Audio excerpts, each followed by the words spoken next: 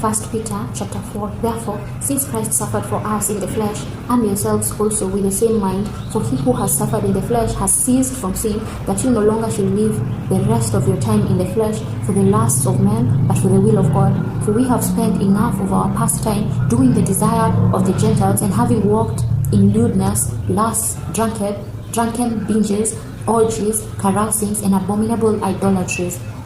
They think it is strange that you don't run with them into the same excess of riot, speaking evil of you. They will give account to him who is ready to judge the living and the dead. For to this end the good news was preached even to the dead, that they might be judged indeed as men in the flesh, but live as to God in the Spirit.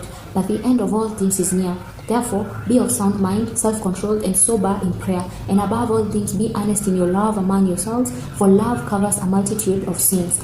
Be hospitable to one another without grumbling. As each has received a gift, employ it in serving one another as good managers of the grace of God in its various forms. If anyone speaks, let it be as it were the very words of God. If anyone serves, let it be as of the strength which God supplies, that in all things God may be glorified through Jesus Christ, to whom belong the glory and the dominion forever and ever. Amen.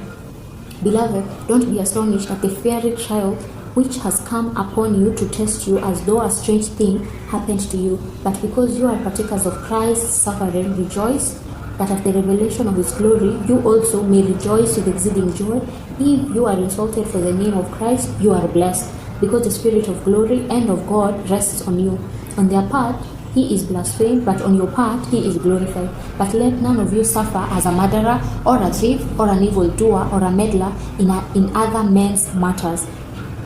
But if one of you suffers for being Christian, let him not be ashamed, but let him glorify God in this matter. For the time has come for judgment to begin with the household of God. If it begins first with us, what will happen to those who don't obey the good news of God? If it is hard for the righteous to be saved, what will happen to the ungodly and the sinner? Therefore, let them also who suffer according to the will of God in doing good entrust their souls to him as to a faithful Creator.